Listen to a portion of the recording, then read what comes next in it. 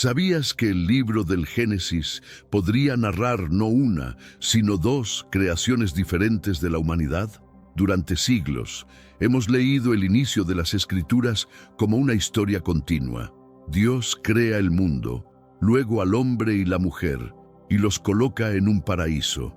Pero al mirar más de cerca, con calma y atención, algo sorprendente aparece: dos relatos distintos que cambian todo lo que creíamos saber. El primer capítulo del Génesis nos presenta una humanidad creada a imagen divina, varón y hembra juntos, sin nombres específicos, sin ubicación geográfica definida, sin restricciones aparentes. Sin embargo, cuando llegamos al capítulo 2, la atmósfera narrativa se transforma por completo. De repente aparece un hombre moldeado del polvo terrestre, un jardín con límites establecidos, una mujer extraída de su costado, una serpiente astuta, una prueba decisiva y una caída devastadora. Dos relatos, un solo libro sagrado, y los detalles no coinciden por casualidad. Esto no representa una contradicción bíblica. Es una revelación profunda que ha permanecido oculta a plena vista durante milenios. Podría ser que la Biblia comience no con una historia de creación, sino con un misterio tan profundo que habla tanto de eventos ancestrales como de nuestra identidad presente y la guerra espiritual que libra cada alma humana. Porque aquí está la clave que pocos reconocen. La Biblia utiliza nombres completamente diferentes para Dios en estos capítulos. Elohim en el primero, Yahvé Elohim en el segundo. Esto no es meramente poético, es profético. Y en este momento te revelaré la parte del Génesis de la que nadie habla. El instante donde Caín, hijo de Adán, revela algo que transforma todo lo que creíamos saber sobre quién vino primero en la historia humana. Aquí tienes una frase que quizás nunca olvides. A veces el misterio no está en lo que dice la Biblia, sino en aquello que nunca nos enseñaron a ver. Si alguna vez te has sentido dividido entre dos identidades, una que se eleva hacia lo divino, otra que permanece atrapada en el polvo terrenal, esta podría ser la respuesta que no sabías que estabas buscando. ¿Has notado alguna vez cómo el Génesis 1 y el capítulo 2 parecen narrar la misma historia, pero no exactamente igual? En el primer capítulo, la creación se despliega como una sinfonía cósmica perfecta. Elohim pronuncia la luz a la existencia, separa los cielos, llena la tierra con vida palpitante y luego, casi sin advertencia previa, la humanidad surge. Hagamos al hombre a nuestra imagen, declara, y así lo ejecuta, varón y hembra simultáneamente, sin nombres personales, sin historia individual, sin lugar específico asignado, simplemente un reflejo divino que resuena a través de toda la creación. Es majestuoso, grandioso, universal, una humanidad sin fronteras nacida de luz pura y radiante. Después el capítulo 2 del Génesis entra en escena y todo cambia dramáticamente. Ahora el ritmo narrativo se desacelera. Yahvé Elohim aparece como protagonista. No pronuncia al hombre a la existencia con palabras. Lo forma meticulosamente, no de luz celestial, sino de polvo terrestre. Sopla directamente en sus fosas nasales, planta un jardín específico, ubica al hombre precisamente allí. Luego crea una mujer, no junto al hombre como compañera simultánea, sino extrayéndola desde su interior. Pero antes, comparte este video con alguien a quien aprecias. Nuestra misión más grande en la tierra es difundir la palabra del Señor. ¿Sabías que muchas personas carecen de conocimientos por falta de contenido adecuado? Envíalo a ese grupo de WhatsApp o públicalo en Facebook.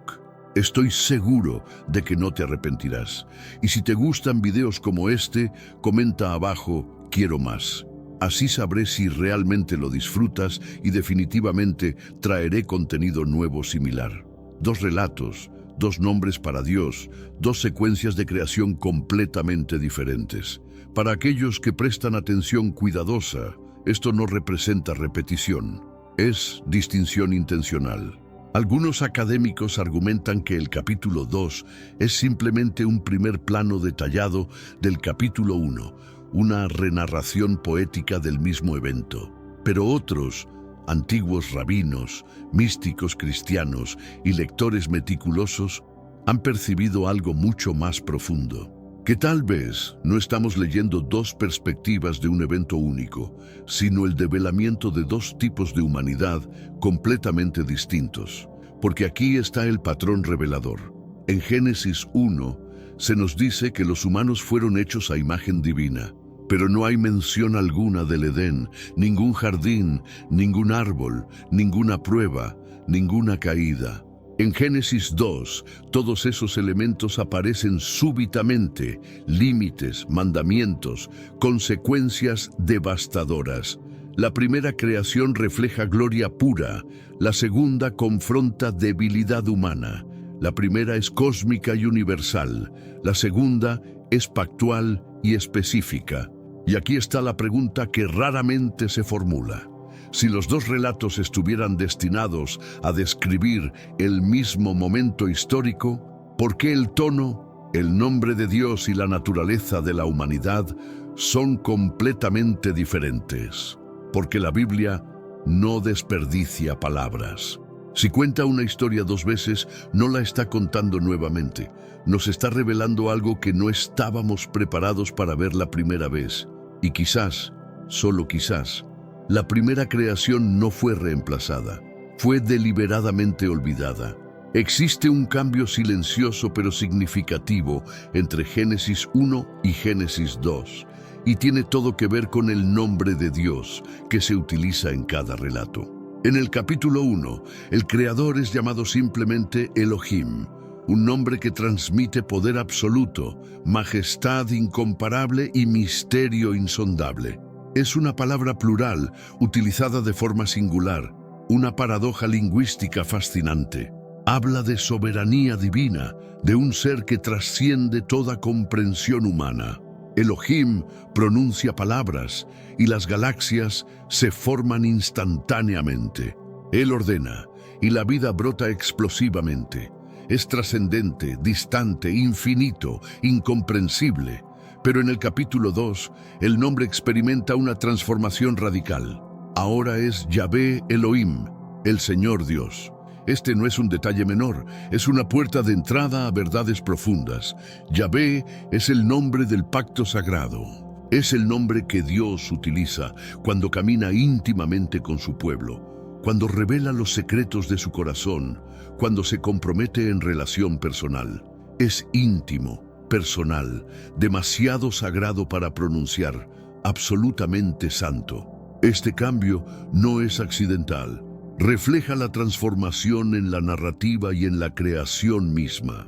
En Génesis 1, Elohim crea una humanidad de luz que porta la imagen divina, pero en Génesis 2, Yahvé Elohim forma un hombre del polvo y sopla vida en él. No simplemente declara vida, la toca directamente. Se inclina hacia abajo, entra personalmente en la historia. Ya no estamos observando a un Dios distante crear el cosmos desde las alturas. Estamos presenciando a un Dios relacional, esculpir un ser frágil con sus propias manos. Algunos eruditos afirman que el cambio de nombres simplemente refleja dos autores diferentes, dos tradiciones literarias distintas. Pero ¿qué tal si refleja algo infinitamente más profundo? ¿Qué tal si la transición de Elohim a Yahvé Elohim señala una transformación en el tipo de creación que se está describiendo? Una hecha en gloria radiante, la otra formada en tensión espiritual. Una portando luz divina, la otra cargando polvo terrenal. Una llevando el aliento de semejanza divina, la otra soportando el peso de disciplina divina. Y sin embargo, ambas amadas profundamente, ambas formadas con propósito eterno, ambas parte del plan divino que se despliega a través de los siglos. Porque tal vez estos nombres no solo nos revelan quién es Dios, tal vez nos muestran cómo Él nos encuentra. Primero en majestad inalcanzable, luego en misericordia accesible, primero como Creador todopoderoso, después como redentor compasivo. Y si el cambio en el nombre divino marca la transformación en la creación, ¿qué más en el Génesis hemos estado leyendo como repetición cuando siempre estuvo destinado a ser revelación progresiva? Si Génesis 1 y Génesis 2 no están describiendo el mismo momento en el tiempo, sino más bien dos actos divinos de creación completamente distintos, entonces nos enfrentamos a un misterio mucho más profundo de lo que la mayoría ha considerado jamás. En el capítulo 1 no existe el Edén, no hay serpiente, no ocurre caída alguna. La humanidad es creada varón y hembra juntos a imagen de Elohim. No se menciona polvo, costilla, aliento o jardín. No hay advertencias amenazantes, no hay exilio doloroso, solo reflejo puro, luz emanando de luz celestial. Esta humanidad es cósmica, completa y comisionada. Fructificad, multiplicaos y llenad la tierra. Pero el segundo relato cambia completamente de dirección. Aquí un hombre es formado meticulosamente del polvo del suelo. Es colocado en un jardín específico, no en toda la tierra, solamente en el Edén. Está completamente solo. Luego viene un soplo divino, un mandamiento prohibitivo sobre cierto árbol y la escultura cuidadosa de una mujer extraída de su costado.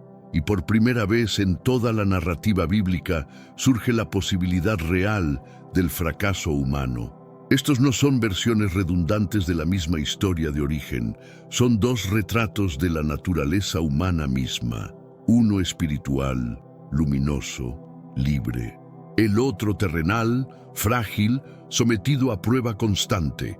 Algunas tradiciones ancestrales hacen eco de este contraste fascinante. En el misticismo judío, el Adán Kadmon o Adán primordial no es físico sino radiante, un ser de luz divina pura. En contraste, el Adán del Edén es formado en tiempo y espacio específicos, sujeto a obediencia, sufrimiento y mortalidad inevitable.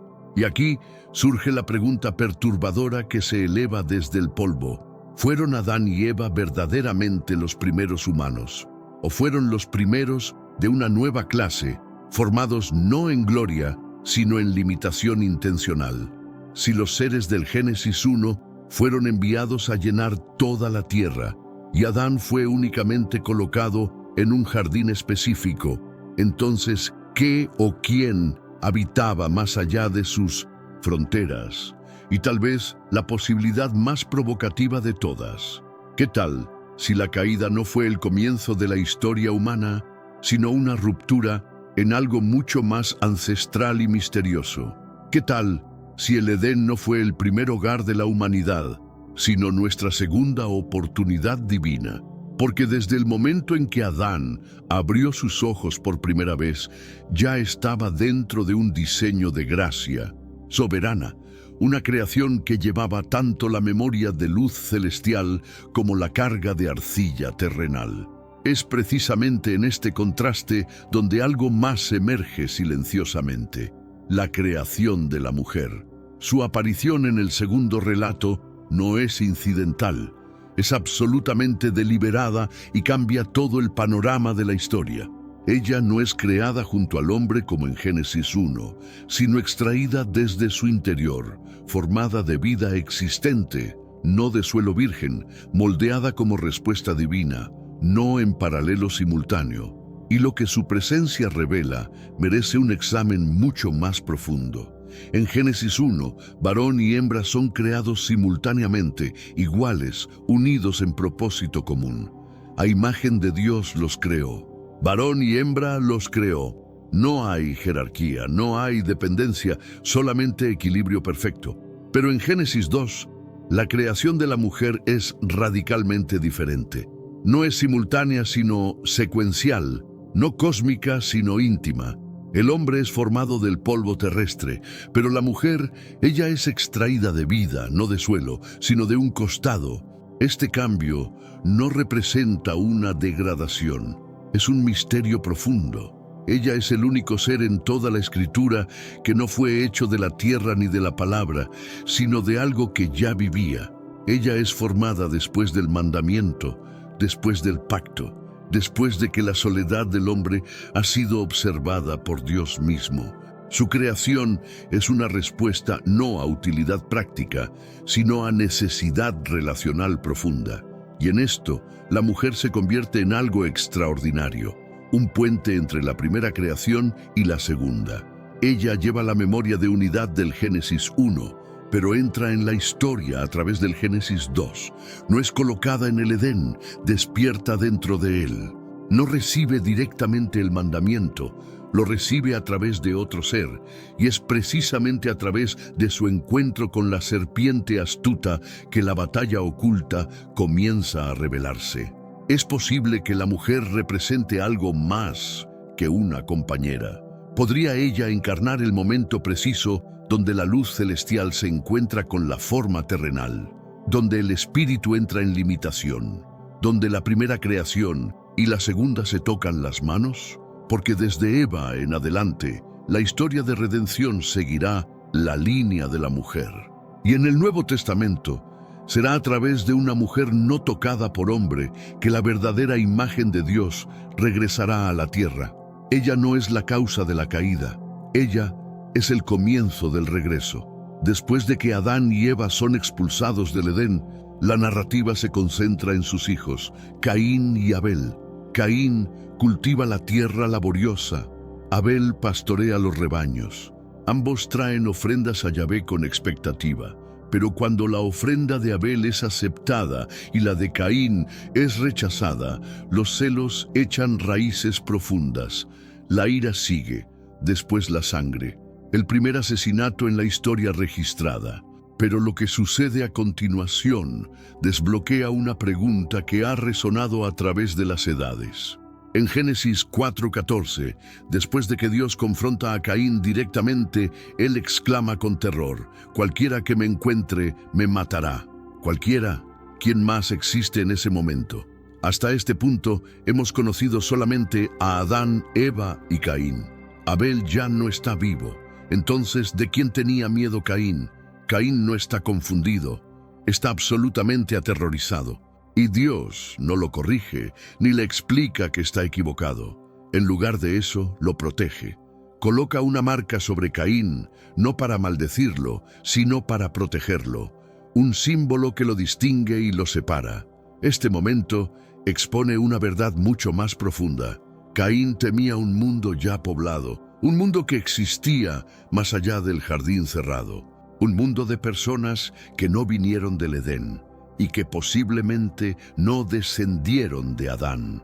Algunos descartan esto como alegoría poética.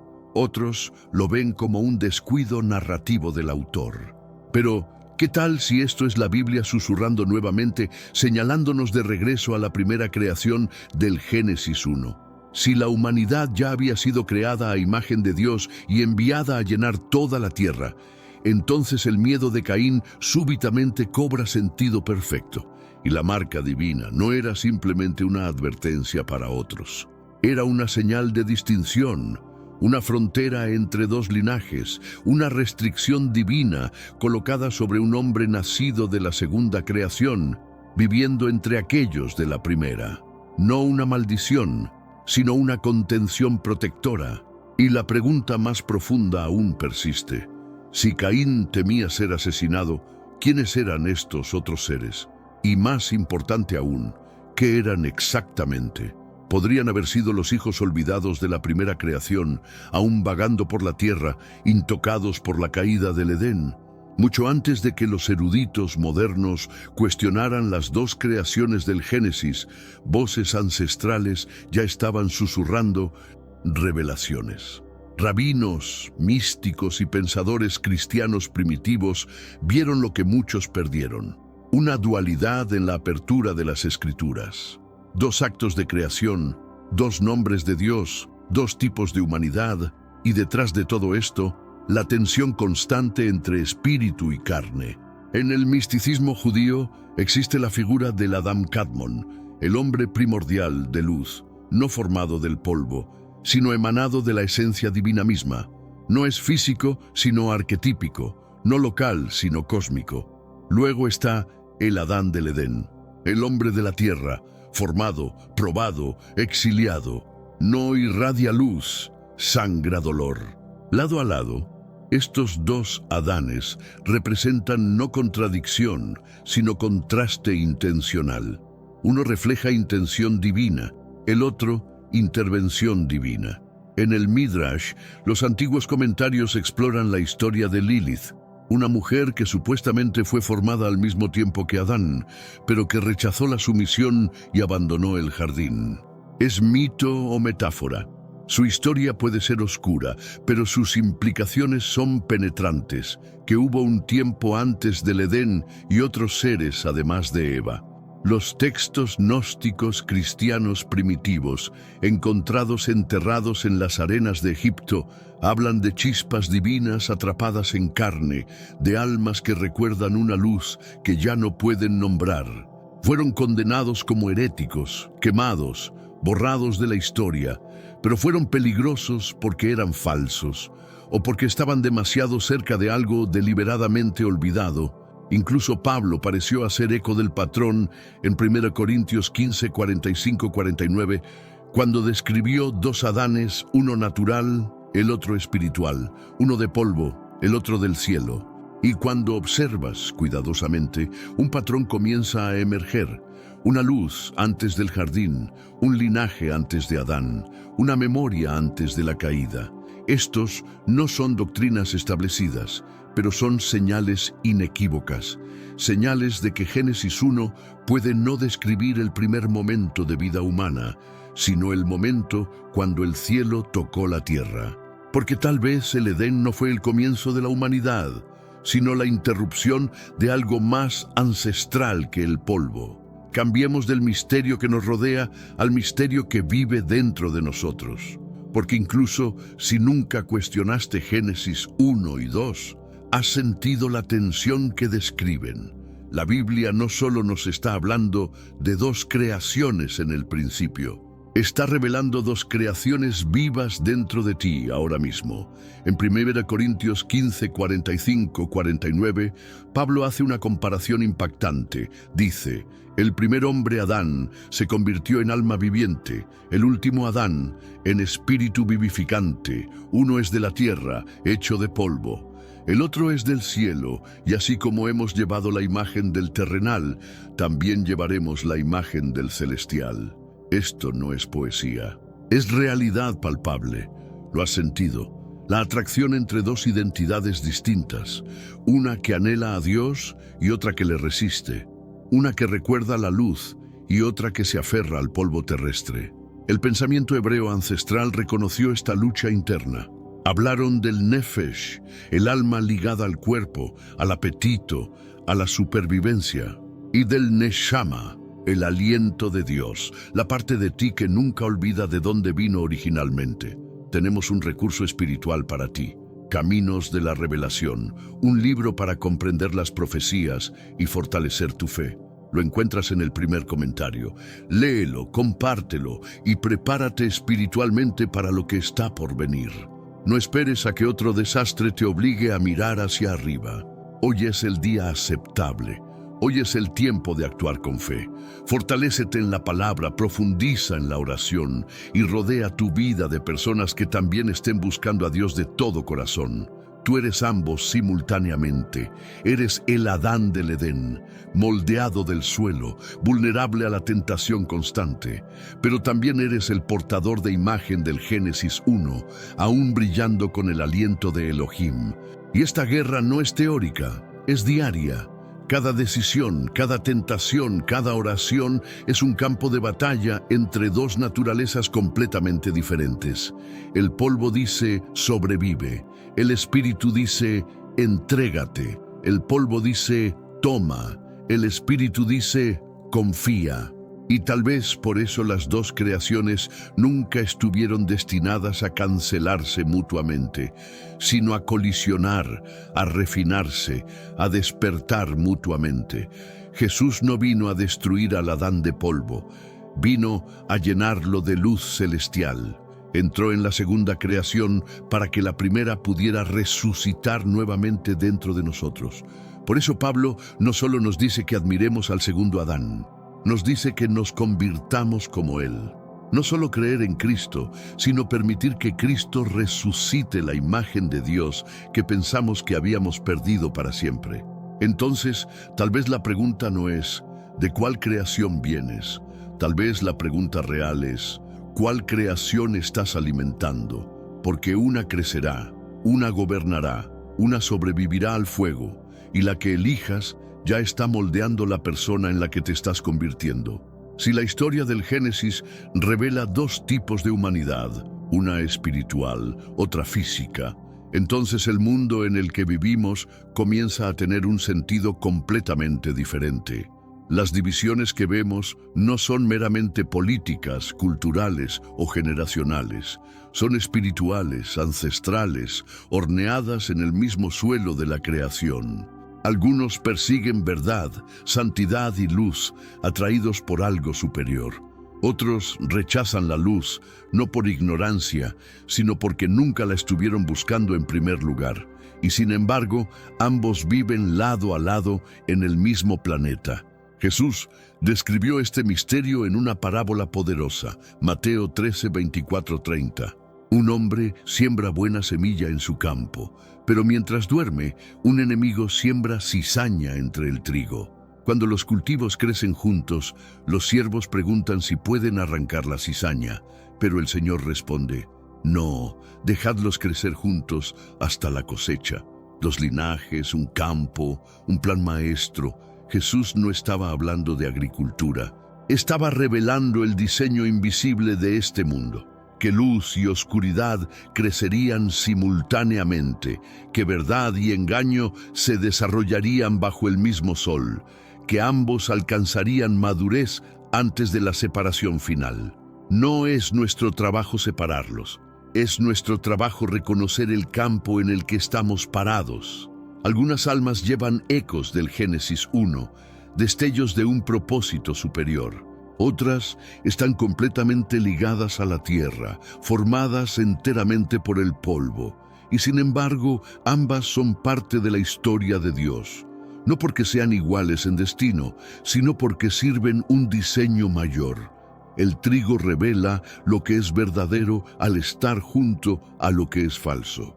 Los hijos de luz brillan más intensamente en contraste con las sombras que los rodean. Entonces, ¿qué tal si la división que vemos en el mundo no es simplemente una descomposición social, sino una profecía en progreso?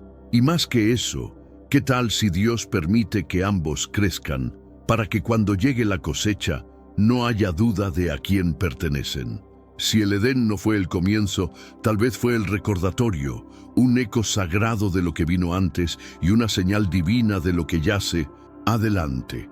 La segunda creación formada del polvo no fue un castigo, fue un sendero, un diseño a través del cual Dios revelaría no solo su justicia, sino su misericordia infinita. Adán fue moldeado del suelo, sí, pero Dios aún sopló su espíritu en él. Ese aliento fue más que vida, fue memoria, una memoria de luz, de gloria, de un tiempo antes de que las pruebas comenzaran. Incluso después de la caída, incluso después del exilio doloroso, Dios nunca selló la historia definitivamente. Escribió un regreso. Juan 1:4-14 nos dice que el Verbo, Cristo, se hizo carne y habitó entre nosotros. La luz entró en el polvo, lo espiritual entró en lo físico. Jesús se convirtió en el puente perfecto entre ambas creaciones. No vino a llevarnos de regreso al Edén. Vino a despertar lo que el Edén representaba. En él, la imagen de Dios es restaurada completamente. En él, las dos creaciones son reconciliadas, y a través de él, el camino se abre una vez más. Pero no termina ahí. Apocalipsis 21 describe un cielo nuevo y una tierra nueva, una ciudad santa descendiendo. No más tristeza, no más dolor, no más exilio. No es simplemente el Edén restaurado, es el Edén transformado. La primera creación comenzó con luz. La creación final termina en gloria eterna. Tal vez no fuimos expulsados del Edén para ser castigados. Tal vez fuimos enviados para que pudiéramos recordar cómo regresar. Y ahora la pregunta ya no es ¿podemos volver? La pregunta es ¿estamos dispuestos a seguir el mapa que Él ya dibujó con su sangre? Entonces, ¿qué tal si la Biblia nos ha estado contando dos historias todo el tiempo? No solo la historia de cómo comenzó el mundo, sino la historia del tipo de mundo para el que fuimos creados. No solo la creación del hombre, sino la revelación de dos humanidades distintas, una formada en luz celestial, la otra moldeada en polvo terrestre, una recordando el cielo, la otra luchando a través de la tierra. Y ahora la elección ya no es abstracta, porque ambas creaciones siguen vivas dentro de ti. Tú eres el campo de batalla, tú eres el aliento divino, tú eres el polvo terrestre, tú eres el eco de lo que se perdió y el recipiente de lo que puede ser restaurado. Entonces, deja que la pregunta perdure en tu corazón. ¿En cuál te estás convirtiendo? ¿Cuál estás alimentando? Porque la primera creación aún llama, no en trueno, no en fuego, sino en cada anhelo silencioso de regresar al que te moldeó en luz. Y si has sentido ese anhelo profundo, este mensaje no fue un accidente, fue un mapa de regreso a la imagen, de regreso al aliento, de regreso al Edén transformado. Si esta verdad despertó algo dentro de ti, compártela. Deja que otros escuchen el misterio que nunca les enseñaron a ver. Deja un comentario. Cuéntanos qué resonó en tu alma. Suscríbete para más contenido, porque esto no es solo teología, es memoria, identidad, profecía. Y mientras más profundo vayas, más claramente recordarás, no fuiste hecho solo de polvo, fuiste moldeado por luz, y nunca estuviste destinado a olvidarlo. Te preguntas qué sucedió después de la caída, después de Caín, después del Edén. Deberías conocer la historia de los Nefilim, los gigantes misteriosos, nacidos de la unión entre los hijos de Dios y las hijas de los hombres. Es uno de los capítulos más oscuros y ocultos de la Biblia, porque la línea entre lo humano y lo divino podría ser más delgada de lo que jamás imaginamos. ¿Estás listo para descubrir qué más se ha mantenido oculto en las páginas sagradas? El viaje apenas comienza.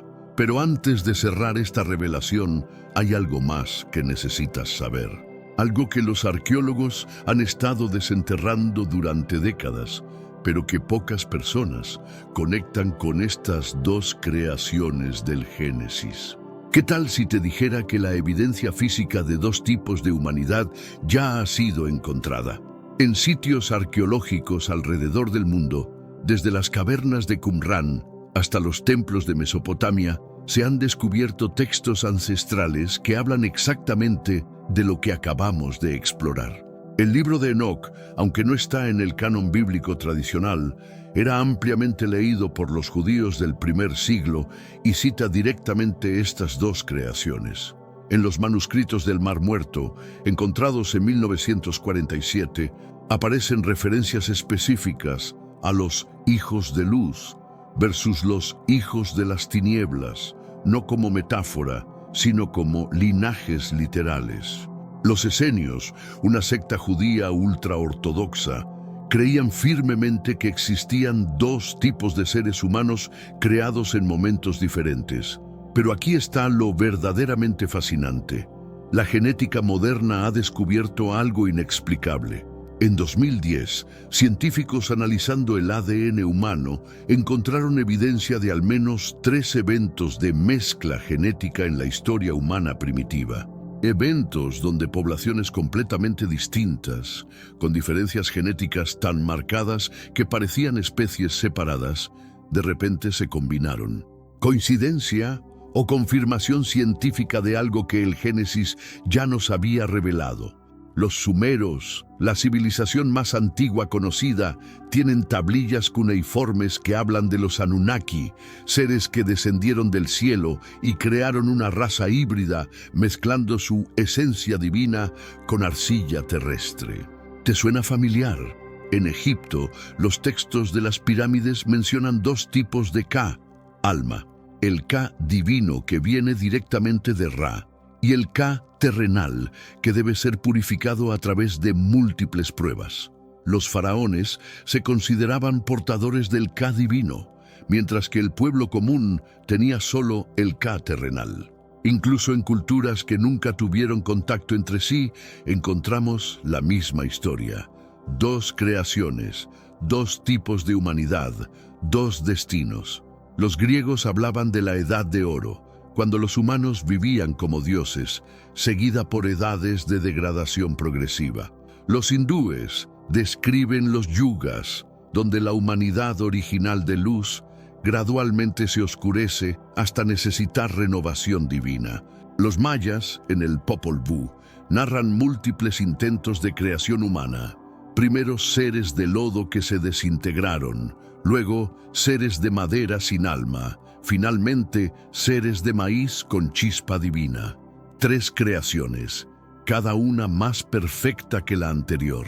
¿Por qué todas estas civilizaciones, separadas por océanos y milenios, cuentan esencialmente la misma historia que encontramos en Génesis 1 y 2? Porque no es mitología, es memoria ancestral. Y aquí está la parte que te va a sorprender.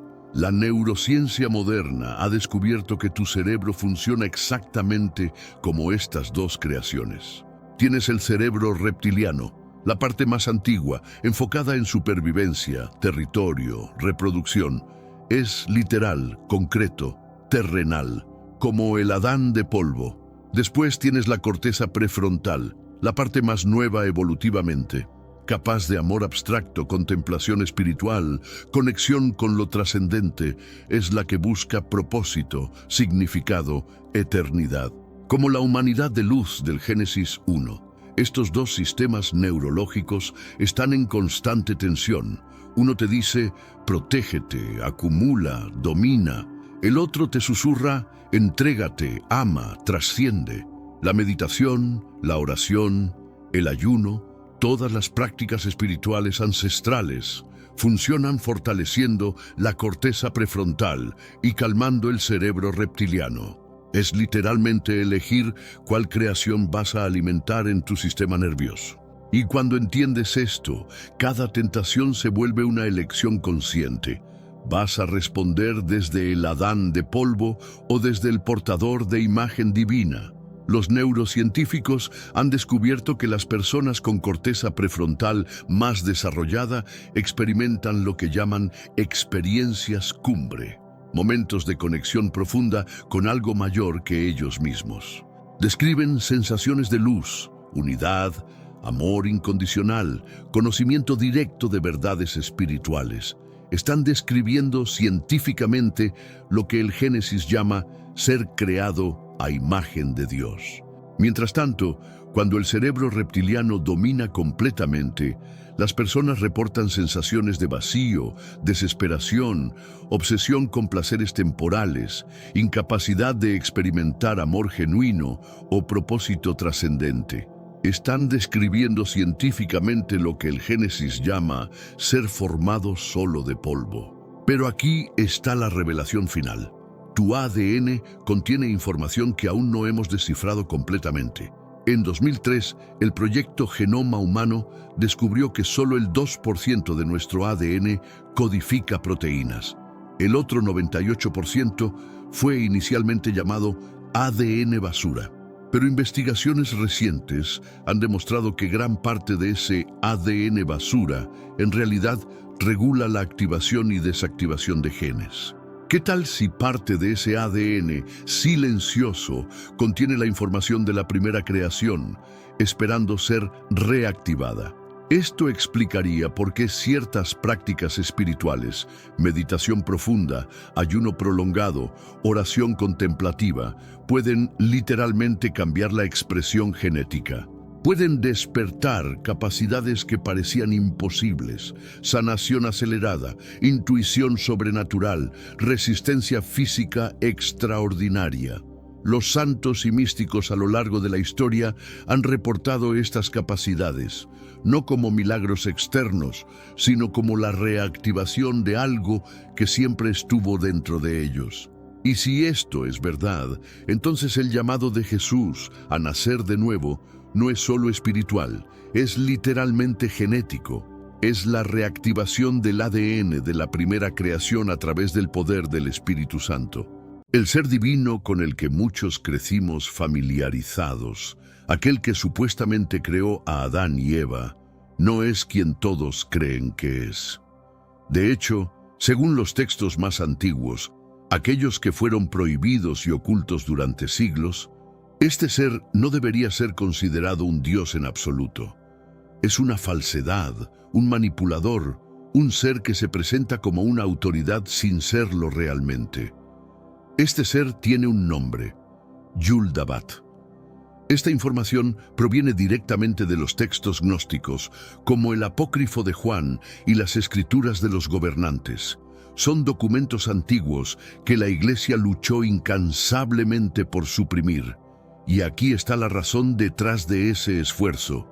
Yul-dabat es descrito en estas escrituras como una impostura, una entidad llena de orgullo que declara sin ningún reparo: yo soy Dios y no hay otro más. Pero aquí está el giro: no es un Dios en absoluto, no es el ser trascendental, el creador benevolente que nos han enseñado a adorar. En realidad, Yul-dabat es algo mucho más sombrío y oscuro que lo que la mayoría de las personas podría imaginar. Según los gnósticos, Yul-dabat es una entidad limitada, un ser que creó el mundo físico no como un regalo para la humanidad, sino como una prisión. Y esta revelación puede ser desconcertante, pero según esta visión del mundo, el lugar donde vivimos, este planeta que nos dicen que fue creado con amor y propósito, es en realidad una trampa. No es el paraíso prometido, sino un laberinto diseñado para mantenernos atrapados en la oscuridad, lejos de la verdadera comprensión de nuestra existencia y de nuestro potencial más elevado. Este concepto plantea preguntas profundas sobre el propósito de nuestra vida y la naturaleza de la realidad misma. Si Yul-dabat no es un Dios, ¿quién o qué lo es? ¿Qué fuerzas están detrás de la creación del universo y cuál es nuestro papel en todo esto? La respuesta puede no ser tan sencilla como nos han dicho, y esta es solo una de las muchas piezas del rompecabezas que se han mantenido ocultas durante milenios. Ahora hablemos de Adán. En la narrativa convencional, Adán es retratado como una figura pasiva, creada de arcilla, sumisa a la voluntad de Dios y castigada por su desobediencia. Pero en los textos prohibidos, Adán no es un ser ingenuo ni un tonto. En realidad, Adán es la primera víctima de las mentiras de Yul-dabat y al mismo tiempo el primer rebelde en oponerse a su tiranía.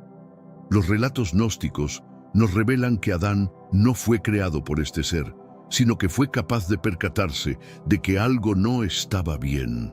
Adán pronto se dio cuenta de que la entidad que exigía obediencia no era la perfección divina, como se le había dicho, sino un dictador malévolo que se disfrazaba de Dios. Este es el giro fascinante de la historia. Adán no estuvo solo en su descubrimiento. Pero antes, comparte este video con alguien a quien aprecias. Nuestra misión más grande en la tierra es difundir la palabra del Señor. ¿Sabías que muchas personas carecen de conocimientos por falta de contenido adecuado? Envíalo a ese grupo de WhatsApp o públicalo en Facebook. Estoy seguro de que no te arrepentirás. Y si te gustan videos como este, comenta abajo: quiero más. Así sabré si realmente lo disfrutas y definitivamente traeré contenido nuevo similar. Volviendo al tema principal, aquí entra Sofía, una figura central en la cosmología gnóstica. Sofía es la deidad que de forma accidental creó a Yul-dabat, un error espiritual causado por su deseo de crear sin la presencia de su contraparte divina. Al lamentar profundamente su error, Sofía interviene y decide ayudar. Sofía introduce en Adán un destello de conocimiento divino, lo que se conoce como gnosis. Este impacto es lo que diferencia a Adán de las demás criaturas. Le otorga la capacidad de cuestionar, resistir las imposiciones y buscar la verdad que le ha sido oculta. Pero Yul-dabat no iba a permitir que todo sucediera sin ofrecer una feroz resistencia. Él es quien atrapa a Adán y a Eva en el jardín del Edén. Y sobre ese famoso árbol del conocimiento, ¿sabías que no era una fruta prohibida con el propósito de probar la humanidad? En la tradición gnóstica, ese árbol no representa tentación, sino que es un símbolo de liberación, un medio para que Adán y Eva accedieran a la verdad oculta acerca del mundo en el que estaban atrapados. Y lo más sorprendente, ¿quién fue el encargado de guiarlos hacia ese árbol? No fue Yul-dabat, la serpiente, que a menudo ha sido demonizada en la interpretación cristiana convencional, desempeña un papel completamente distinto en la tradición gnóstica. En lugar de ser el mal encarnado, la serpiente en realidad representa el conocimiento, la sabiduría y la liberación. Un agente divino que buscó liberar a Adán y Eva de las cadenas de la ignorancia. Es un verdadero liberador. Imagina por un momento el giro radical en esta narrativa. La serpiente no estaba intentando arrastrar a la humanidad hacia el pecado, como tantas veces se nos ha enseñado. En este mundo actual, vemos cada vez más personas yendo en contra de los principios tradicionales y parece que lo inmoral está cada vez más presente. Es común sentirse desorientado y sin rumbo. Sin embargo, aún existe un camino para recuperar la verdadera esencia y restablecer los principios éticos en nuestra rutina diaria. Si te sientes perdido en medio de la confusión y deseas más claridad, tenemos algo especial para ti, un recurso creado especialmente para ayudarte a comprender el significado de estos desafíos actuales y enfrentarlos con sabiduría y valentía. Este es el verdadero valor de Caminos de la Revelación, descifrando la Biblia por completo, un camino hacia la claridad y la serenidad a través de sus enseñanzas. Lo mejor de todo es que está disponible ahora, como un regalo, en el primer comentario fijado. No pierdas esta oportunidad de transformar tu vida y descubrir el propósito genuino de estos desafíos. Ahora volvamos al tema principal del vídeo. Al contrario, su verdadera intención era liberar a Adán y Eva de la ignorancia impuesta por un creador que solo deseaba mantenerlos en un estado de sumisión. El pecado de la humanidad, según la visión gnóstica, no fue un error, sino el inicio de un despertar profundo, un despertar hacia la verdad. Y sobre Yul-dabat, su reacción no podría ser más esperada. Al ver que Adán y Eva adquirían conocimiento, él no vacila en castigarlos. Los maldice, los expulsa, los echa del jardín no porque hayan desobedecido algún plan divino, sino porque fueron capaces de ver más allá de la ilusión creada por él. Reconocieron el mundo físico por lo que realmente es. Una prisión diseñada para mantenernos en la oscuridad. ¿Qué más? Los gnósticos creen que esta no era solo la lucha de Adán, era la lucha de toda la humanidad. Este mundo material, lleno de sufrimiento, caos y control, fue la creación de Yul-dabat, y su propósito es claro: mantenernos distraídos, alejados de la verdad y completamente ignorantes de nuestra naturaleza divina. Los textos gnósticos, redescubiertos en 1945 en Nag Hammadi, Egipto, nos ofrecen una perspectiva completamente distinta sobre el origen del mundo. Y estos no son simples relatos de fantasía, son escrituras ancestrales, escritas por grupos cristianos primitivos que fueron más tarde etiquetados como herejes por la Iglesia romana. ¿Pero por qué? Porque sus enseñanzas desafían la base misma de la autoridad eclesiástica. Si el Dios del Antiguo Testamento no es el Dios verdadero, ¿qué implica esto sobre las instituciones que lo veneran? Los gnósticos describen a Yul-dabat como el demiurgo, un término griego que se traduce como artesano o creador. Pero no te dejes engañar por el nombre. Este no es el artista talentoso que podrías imaginar. Yul-dabath no fue creado a partir de amor o inspiración divina. Su origen radica en la ignorancia y la ilusión. Según textos como el Evangelio secreto de Juan, Yul-dabath nació de un error cósmico. Surgió sin el consentimiento del verdadero reino divino, el pleroma, un reino de pura luz, unidad y conciencia infinita, mucho más allá de nuestra comprensión. Yul-dabath ni siquiera se dio cuenta de que su existencia era un error. En su profunda ignorancia, llegó a creer que él era el único Dios. Imagina el nivel de autoengaño de esta entidad. Él creó el mundo material, pero no como un regalo para la humanidad, sino como una proyección de su propia naturaleza rota y distorsionada. Los gnósticos lo describen de manera impactante. Su apariencia es grotesca, con la cara de un león y el cuerpo de una serpiente, una mezcla que refleja su esencia caótica y depredadora. Lo que resulta aún más impresionante es la forma en que Yul-dabath maneja su creación. No se regula por sí mismo, su dominio sobre el mundo material está marcado por el control y el sufrimiento, como si todo fuera una extensión de su propio ego distorsionado. Adán se encuentra con un grupo de seres más oscuros y manipuladores, conocidos como los arcanos. Estos arcanos son, al igual que sus creadores, entidades diseñadas con un único propósito: manipular y controlar la experiencia humana. ¿Qué buscan lograr? Mantenernos distraídos, subyugados e ignorantes de la verdad fundamental, que el mundo físico no es nuestro verdadero hogar. Los gnósticos no concebían el mundo material como algo inherentemente bueno o benévolo. En su visión, este mundo es una prisión, un sistema complejo diseñado para atrapar nuestra esencia divina, nuestra luz interior. Y quien funge como el guardián de esa cárcel, el carcelero supremo, no es otro que Yul-dabath. Sus métodos son audaces y despiadados. Él utiliza el sufrimiento, el caos e incluso la religión misma como herramientas para mantener a la humanidad bajo control. Según las escrituras gnósticas, el último y más efectivo truco de Yul-dabath es hacernos creer que Él es el Dios verdadero, que sus reglas y castigos son absolutos e inquebrantables.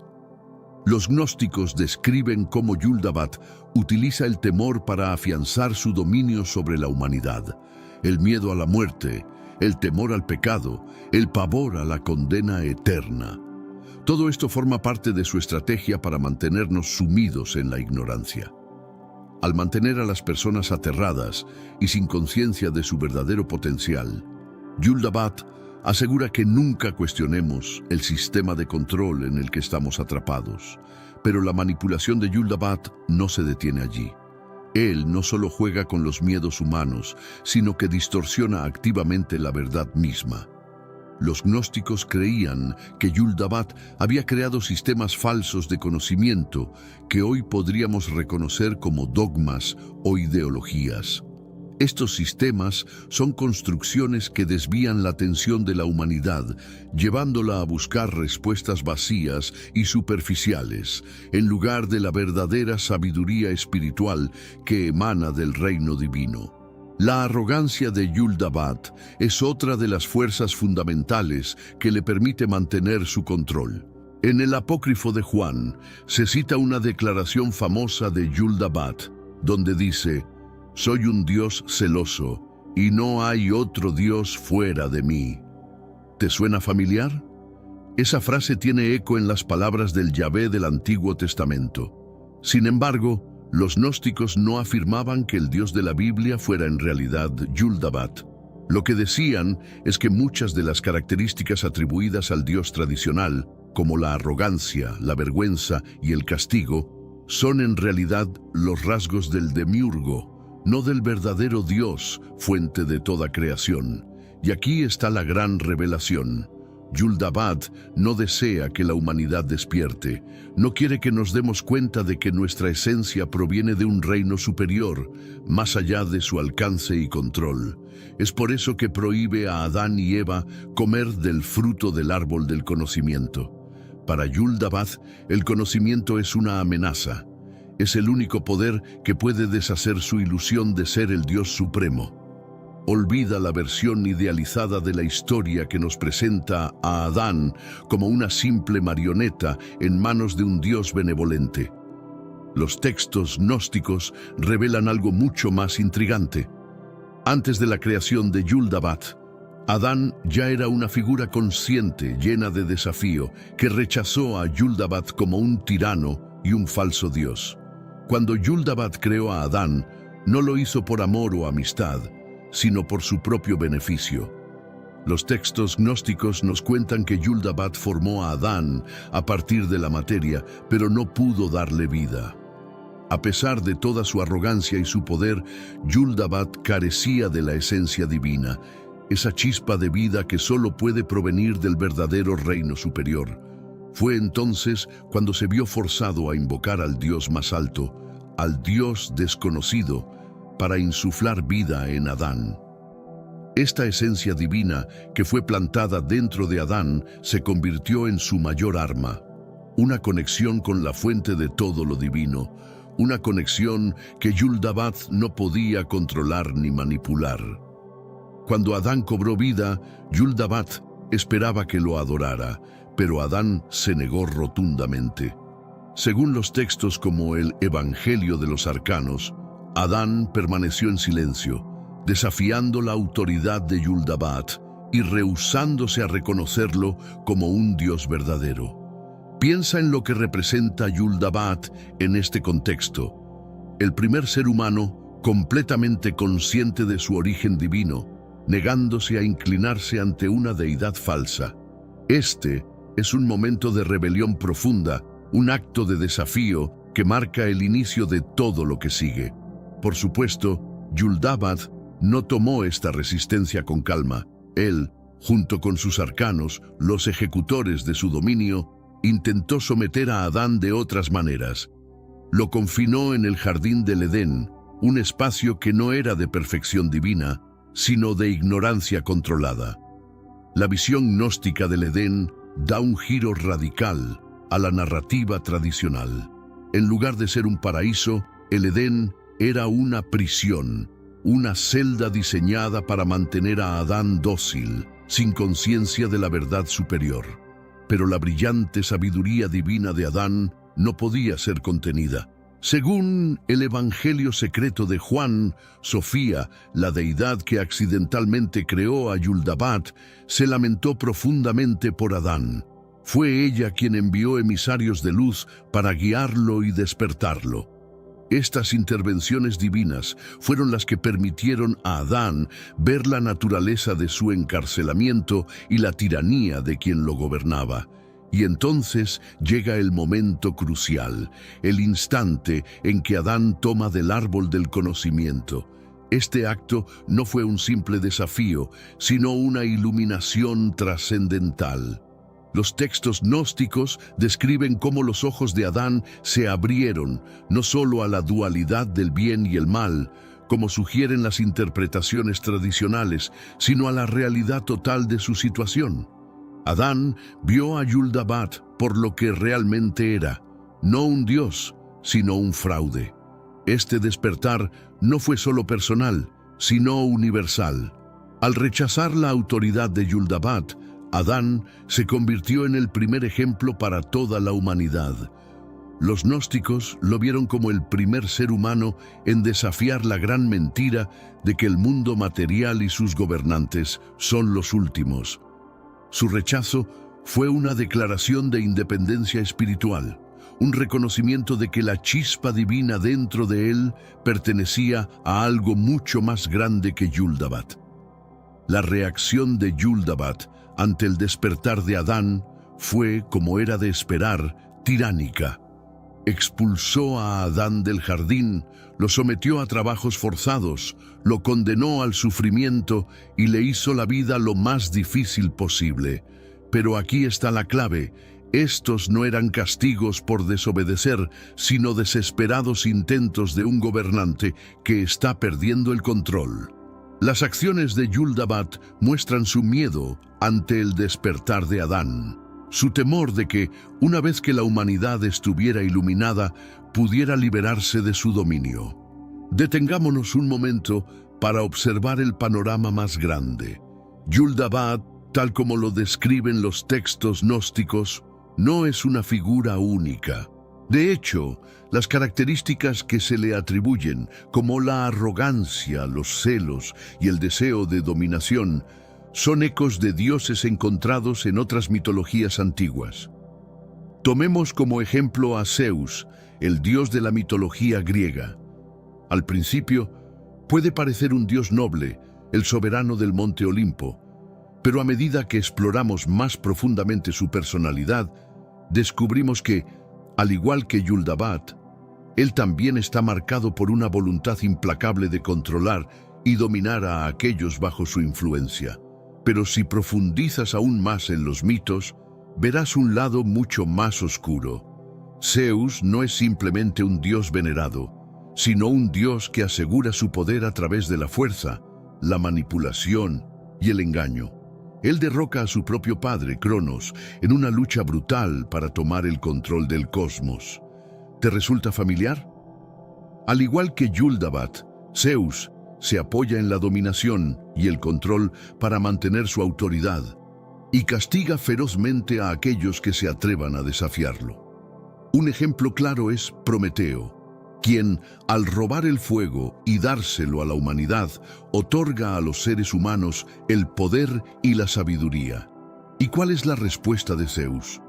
Encadena a Prometeo a una roca donde está condenado a soportar el tormento eterno, un castigo que refleja su furia por haber compartido la luz del conocimiento con los humanos.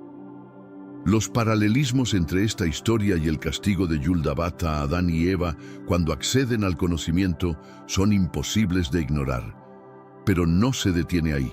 También tenemos a Enlil, una deidad de la mitología mesopotámica que presenta similitudes inquietantes con las figuras anteriores. Enlil es una deidad poderosa y autoritaria que actúa con una visión distorsionada de control absoluto. En el relato de la gran inundación, Enlil decide exterminar a la humanidad porque el ruido y el caos de los humanos le resultan insoportables. Este no es el acto de un creador benevolente, sino de un Dios que percibe a la humanidad como un inconveniente, algo que debe ser suprimido o destruido cuando ya no se ajusta a su visión. Compara este comportamiento con el de Yuldabat en el jardín del Edén, quien, al igual que Enlil, rechaza cualquier forma de desafío al orden impuesto. Ambos dioses, Yuldabat y Enlil, comparten una intolerancia profunda hacia la humanidad que se sale de los confines de su dominio tiránico. Pero este patrón no se limita solo a estas figuras. En la mitología nórdica encontramos ecos similares de este arquetipo. Odín, aunque es celebrado como un dios sagrado y reverenciado, no está exento de sus propios fallos. Es, en muchos sentidos, una figura manipuladora que sacrifica a otros para su propio beneficio y mantiene su control sobre los seres humanos a través del miedo y la secretividad. Los gnósticos probablemente reconocerían en Odín una versión de Yuldabat, un ser que, al igual que el demiurgo, busca el poder y el conocimiento a expensas de aquellos que están bajo su gobierno.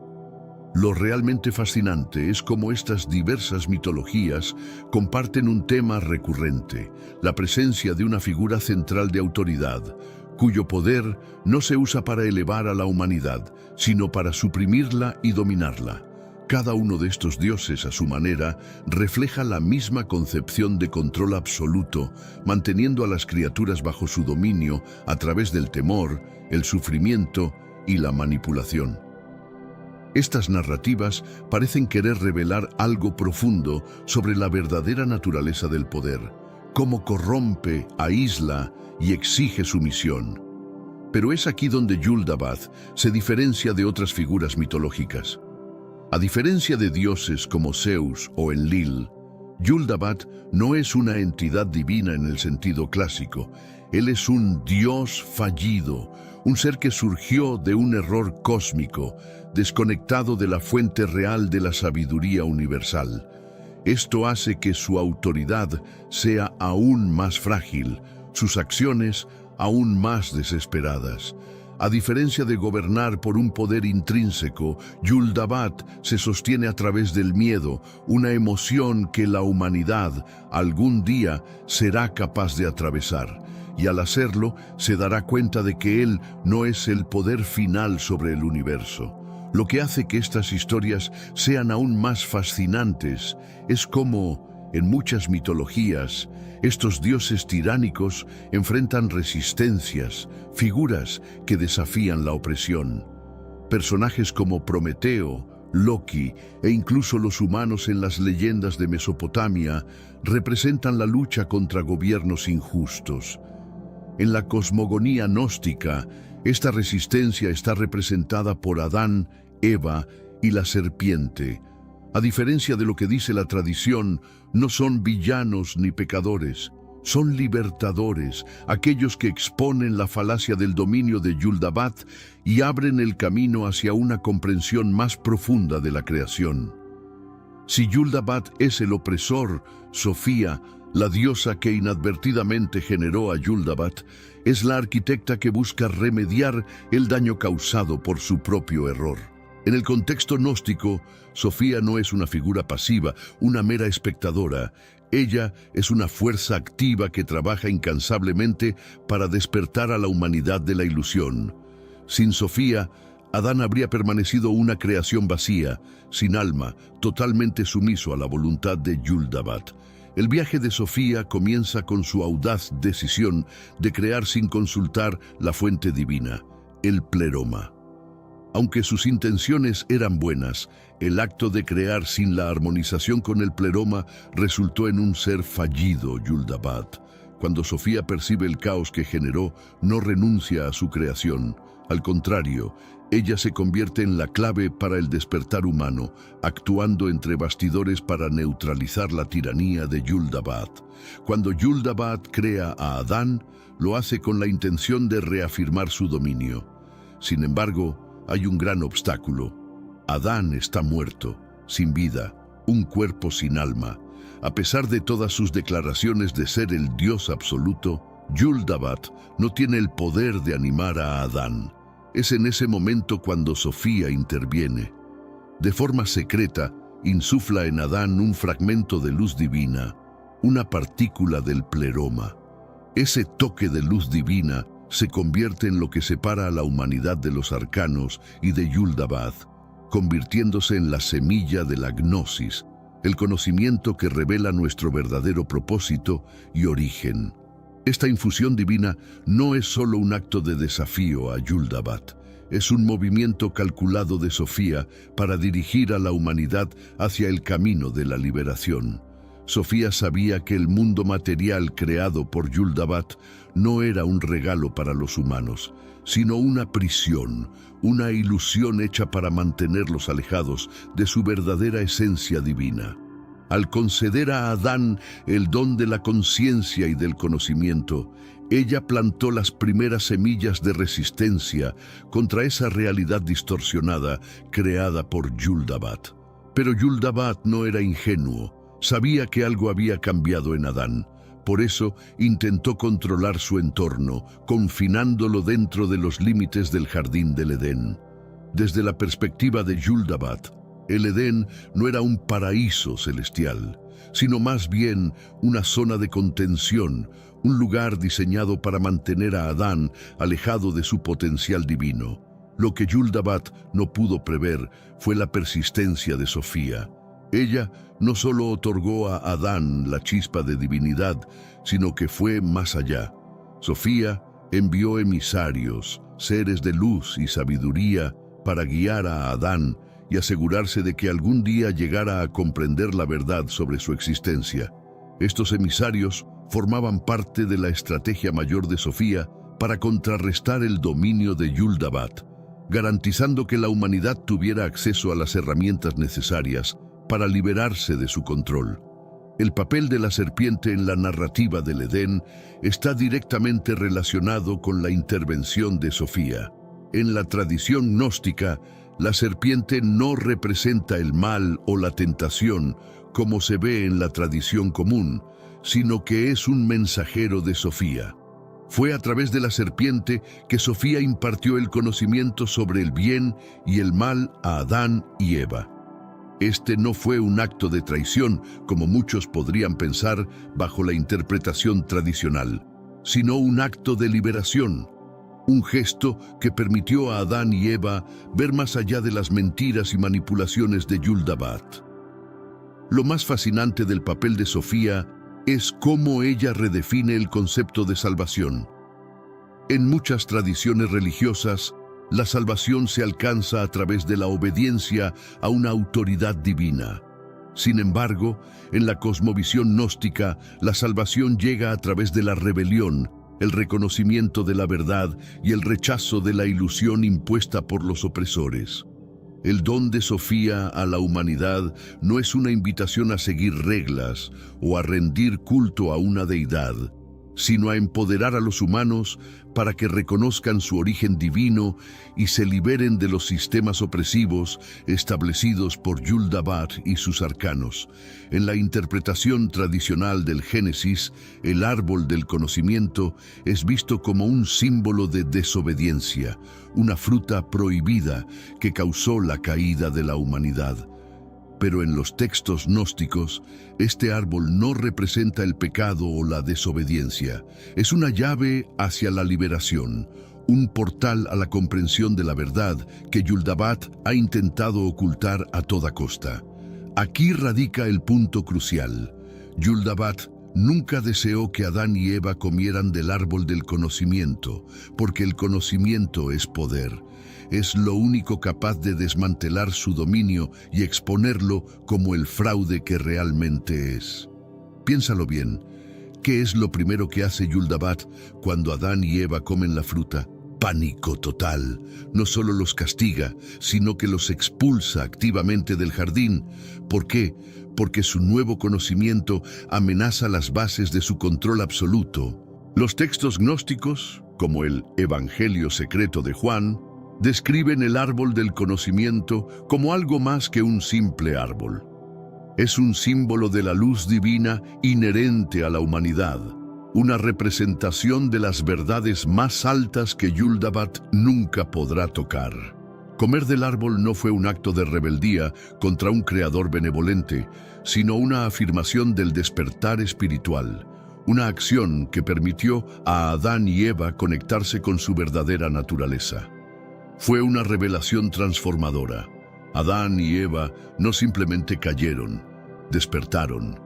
Vieron el mundo como realmente era, una estructura diseñada para mantenerlos en la oscuridad. El árbol del conocimiento no era solo un elemento decorativo en el jardín. Fue puesto allí intencionadamente, no por Yaldabaoth, sino por Sofía y las fuerzas del pleroma. Representaba un recurso oculto, un camino para que Adán y Eva alcanzaran la gnosis, la sabiduría divina que les permitiría liberarse del engaño de Yaldabaoth. Esta acción deliberada apuntaba a iluminar su verdadera naturaleza y revelar el panorama más amplio de la realidad. Desde esta perspectiva, el árbol no era una prohibición, sino un don invaluable que Yaldabaoth trató de ocultar a través de mentiras y amenazas. Es aquí donde entra en juego la figura de la serpiente. En las narraciones convencionales, la serpiente es condenada como un corruptor, como el agente que desencadenó el destino de la humanidad. Sin embargo, en la visión gnóstica, su rol es radicalmente diferente. La serpiente no era un traidor, sino un mensajero enviado por Sofía para guiar a Adán y Eva hacia la verdadera comprensión. Lejos de ser un engaño, lo que la serpiente ofrecía era una revelación crucial. Al comer del fruto del árbol, Adán y Eva no encontraron la muerte. Como Yaldabaoth había advertido, sino la posibilidad de descubrir su verdadera naturaleza. En este sentido, la serpiente actúa como una figura heroica, desenmascarando las falsedades del demiurgo y capacitando a la humanidad para dar sus primeros pasos hacia la emancipación espiritual. Es, en esencia, una guía hacia la realización. El árbol del conocimiento también introduce un tema central en la reflexión gnóstica. El auténtico crecimiento surge a través de desafíos significativos. Al comer del árbol, Adán y Eva no solo adquirieron conocimiento, también ganaron la capacidad de cuestionar, de desafiar y de evolucionar. El sufrimiento que Yaldabaoth les impuso no era el resultado de la intervención de la serpiente, sino el costo de obtener libertad. Era el precio de salir de la ilusión y entrar en la realidad de su potencial divino. Avancemos hacia un aspecto más oscuro de esta historia, la eliminación sistemática de la perspectiva gnóstica y su enfoque radical sobre la creación, el conocimiento y la liberación. Esta supresión no fue un simple accidente histórico. Fue un movimiento calculado por parte de las autoridades religiosas para mantener el control y el poder, porque estas enseñanzas alternativas representaban una amenaza directa a su hegemonía. En los primeros siglos de la cristiandad no existía una única ortodoxia. Había numerosas comunidades, cada una con su interpretación particular de las enseñanzas de Jesús. Los gnósticos, entre otros, ofrecían una comprensión distinta de Dios, del origen del universo y del propósito humano. Sus textos y tradiciones desafiaban el creciente poder de la Iglesia institucional. Con el tiempo, a medida que el cristianismo se consolidó y se entrelazó con la autoridad política del Imperio Romano, los textos gnósticos se convirtieron en blanco de persecuciones. Para la Iglesia emergente, los gnósticos eran más que disidentes teológicos, eran un peligro para la estabilidad de la nueva ortodoxia. Su insistencia en una cosmología fragmentada, en la que el universo físico era obra de un creador imperfecto y malicioso como Yaldabaoth, minaba la imagen de un Dios supremo y omnipotente. Esta lucha por el control del relato marcó el inicio de una campaña sistemática para erradicar las enseñanzas gnósticas. Se trataba no solo de una lucha espiritual, sino de un esfuerzo estratégico por parte de las autoridades religiosas para asegurar su dominio y mantener a las masas dentro de un marco de creencias cuidadosamente controlado. Esto contradecía directamente el mensaje central de la Iglesia, que dependía de la representación de Dios en los textos antiguos como el Creador Supremo. Si Yaldabaoth no era el verdadero Dios, entonces toda la autoridad de la Iglesia, basada en sus leyes y doctrinas, quedaba en entredicho. Este conflicto alcanzó un punto crítico en el siglo IV, cuando el cristianismo fue declarado religión oficial del Imperio Romano bajo el emperador Constantino. Con el Concilio de Nicea en el año 325, la Iglesia inició un proceso de consolidación doctrinal, estableciendo los límites de lo ortodoxo y etiquetando cualquier otra enseñanza como herética.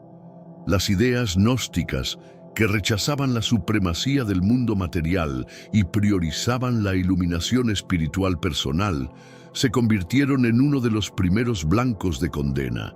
Sin embargo, la Iglesia no se limitó a desacreditar estas creencias en el ámbito teológico. Se desplegó una campaña activa para borrar los textos gnósticos y desmantelar sus comunidades. Algunas escrituras que lograron sobrevivir, como el Evangelio de Tomás, el Apócrifo de Juan y el Evangelio de Felipe, lo hicieron únicamente porque fueron ocultadas cuidadosamente por sus seguidores. Fue solo en 1945, con el descubrimiento de la biblioteca de Nag Hammadi en Egipto, que una colección significativa de textos gnósticos salió a la luz, revelando un tesoro de conocimiento espiritual que había permanecido oculto durante siglos. ¿Por qué la Iglesia se esforzó tanto en erradicar estos textos? La respuesta radica en el control. La tradición gnóstica promovía la búsqueda espiritual interna y el conocimiento directo de lo divino por encima de la obediencia a las autoridades externas. Según esta visión, la salvación no dependía de seguir reglas o rituales impuestos, sino de descubrir la chispa divina que yace en cada ser humano. Sé que a veces en nuestras vidas tenemos más preguntas que respuestas. Si te sientes perdido y buscas claridad, tenemos algo para ti. Caminos de la Revelación. Descifrando la Biblia por completo. Un libro lleno de enseñanzas y respuestas, disponible ahora como un regalo en el primer comentario. No te pierdas la oportunidad de transformar tu vida y entender el verdadero propósito de estos desafíos. Esto representaba una amenaza directa para la estructura jerárquica de la Iglesia, que se veía a sí misma como el intermediario indispensable entre Dios y la humanidad. Si las personas podían acceder al conocimiento espiritual por sí mismas, la función mediadora de la Iglesia, y por ende su poder, se volvía redundante. Por eso, la represión no fue solo una cuestión teológica, sino también un acto de preservación del poder institucional. Las comunidades gnósticas fueron perseguidas con dureza. Sus líderes fueron ejecutados, sus escrituras incendiadas y sus enseñanzas desacreditadas sistemáticamente. La Iglesia los marcó como heréticos, demonizó sus creencias y reescribió la historia para presentarlos como desviados o lunáticos. Sin embargo, la realidad era mucho más compleja. Lejos de ser simples herejes, los gnósticos eran intelectuales, filósofos y buscadores espirituales cuya cosmovisión desafiaba las narrativas predominantes. Esta represión no se limitó a ellos. Otros grupos con perspectivas similares, como los cátaros en la Europa medieval, enfrentaron destinos igualmente brutales. Los cátaros compartían muchas ideas gnósticas, especialmente la creencia de que el mundo material era una trampa. Por ello, fueron declarados heréticos por la Iglesia Católica y exterminados en una cruzada. Sus textos y enseñanzas fueron aniquilados y sus comunidades completamente desmanteladas. El patrón era evidente. Cualquier sistema de pensamiento que cuestionara la autoridad eclesiástica era aplastado mediante una combinación de represión intelectual y violencia sistemática.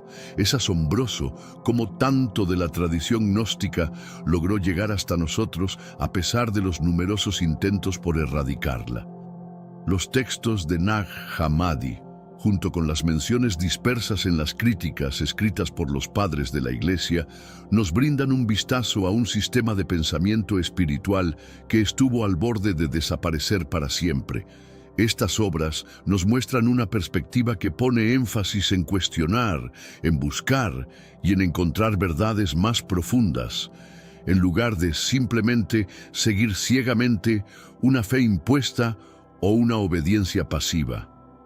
Consideremos lo que los gnósticos entendían como el destino último de la humanidad y el colapso de Yaldabaoth. Para ellos, la historia no concluía con la expulsión de Adán y Eva del Edén, ni con la represión de las enseñanzas gnósticas. En sus textos, el relato se alargaba hacia una lucha cósmica, un conflicto continuo que buscaba la liberación del espíritu humano del dominio del mundo material. Los gnósticos veían la creación material de Yaldabaoth como defectuosa y destinada a desmoronarse. Su dominio, aunque opresivo, no era permanente. Por el contrario, lo consideraban intrínsecamente débil. ¿La razón? Según su visión, Yaldabaoth dependía totalmente del engaño. Su poder se sostenía en la capacidad de hacer que la humanidad creyera que el universo físico era todo lo que existía y que él era el ser supremo. En el momento en que las personas lograban ver la verdad detrás de esta ilusión, la autoridad de Yaldabaoth se desmoronaba. La clave para romper este ciclo de engaño era la gnosis, un conocimiento divino que iba más allá de la mera comprensión intelectual. Se trataba de una experiencia profunda que conectaba a las personas con su esencia divina y con el pleroma, el reino verdadero de luz y unidad. Según los gnósticos, cada ser humano albergaba dentro de sí una chispa de esa divinidad, y el objetivo supremo era despertarla. Este despertar no implicaba rechazar la realidad o evadir responsabilidades, sino trascender las falsas percepciones impuestas por la creación defectuosa de Yaldabaoth. Los gnósticos veían a la humanidad como actores fundamentales en este drama cósmico.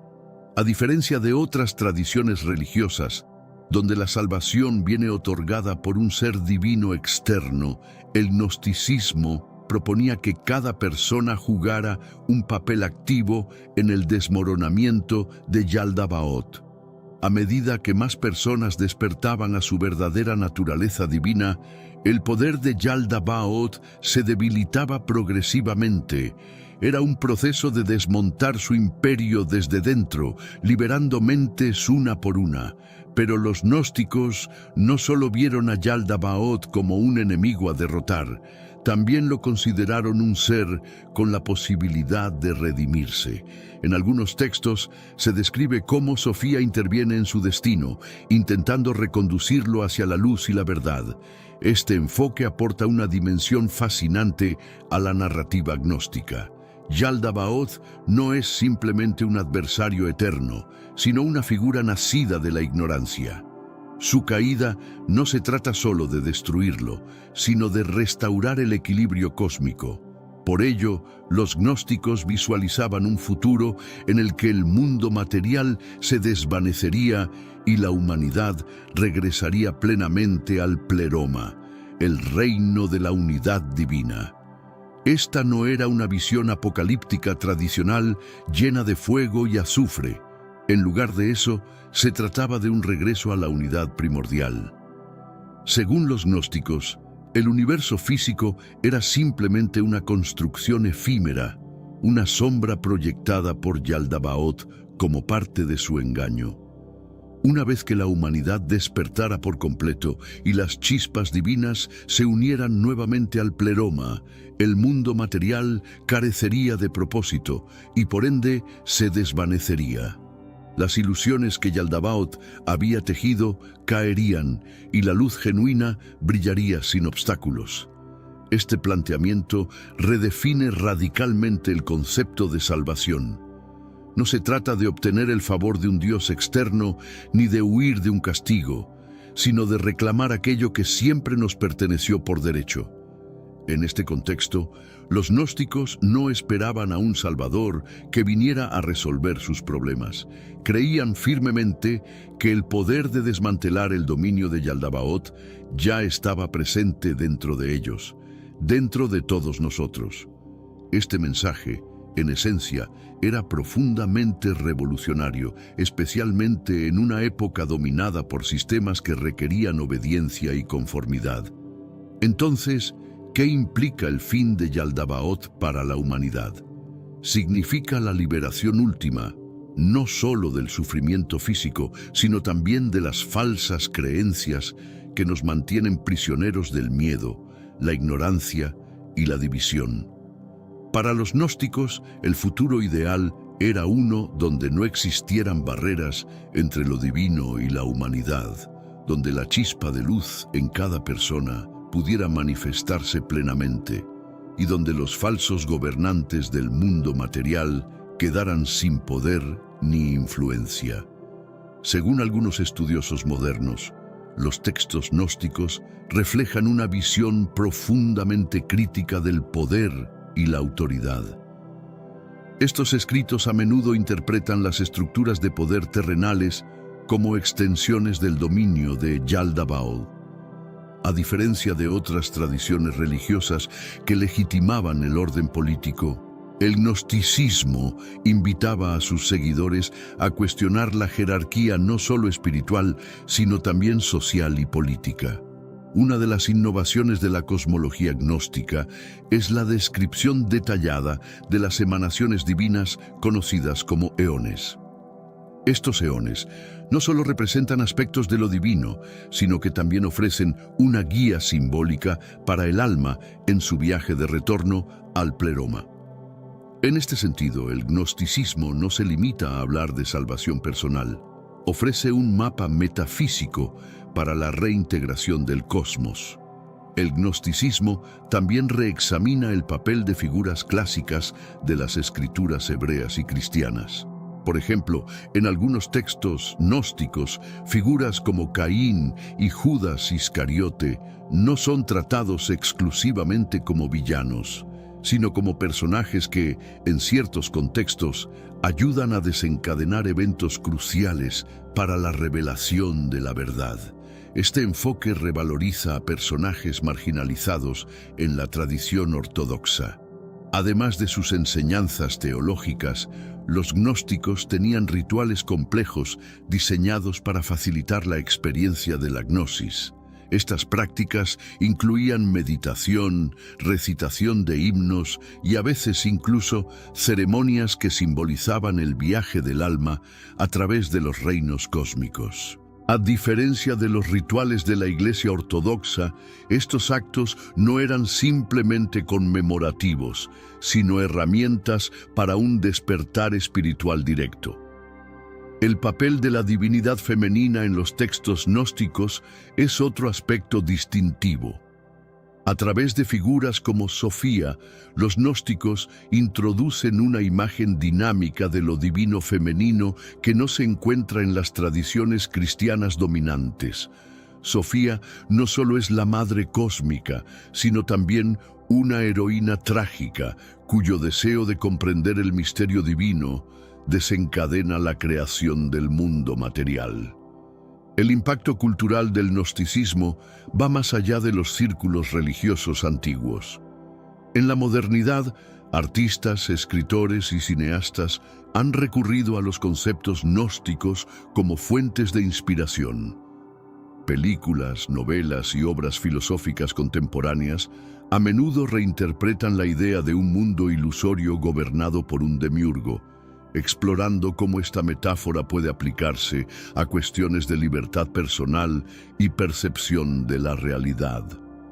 Aunque la Iglesia ortodoxa intentó suprimir completamente el gnosticismo, sus conceptos nunca desaparecieron del todo.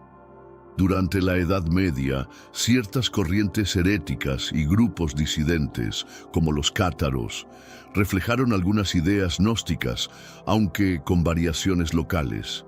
Esto demuestra que incluso en condiciones adversas, el impulso por buscar la gnosis persistió a lo largo de la historia.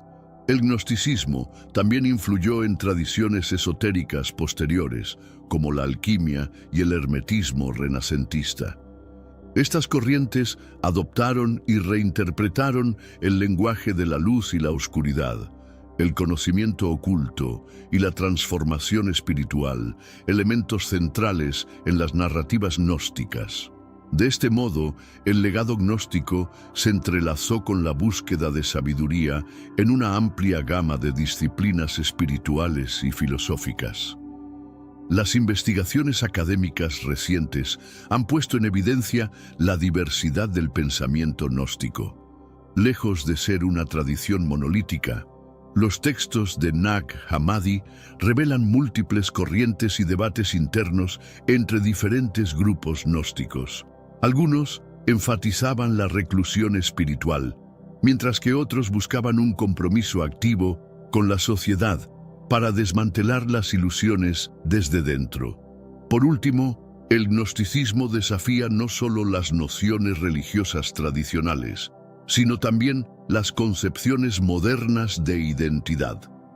Al proponer que lo esencial en el ser humano es una chispa divina más allá del cuerpo y del ego, el gnosticismo ofrece una perspectiva única sobre el significado de la existencia. En un mundo contemporáneo, en el que la identidad A menudo se define por lo material y lo externo. Esta antigua enseñanza sigue siendo una fuente provocadora de reflexión y transformación. ¿Te has preguntado alguna vez si los mandamientos que atribuimos a Moisés y sus 10 mandamientos existían antes de ser inscritos en piedra? Los textos excluidos de la Biblia oficial, como en la tradición ortodoxa etíope, evidenciados en obras como el Libro de los Jubileos y el Libro de Enoc, sugieren que estas leyes divinas ya fueron otorgadas a Adán en los albores de la creación. Transmitidas a través de figuras como Noé y Abraham y finalmente a Moisés, estas normativas han modelado la relación entre la humanidad y Dios a lo largo de la historia, aunque mucho de este relato ha quedado en el olvido.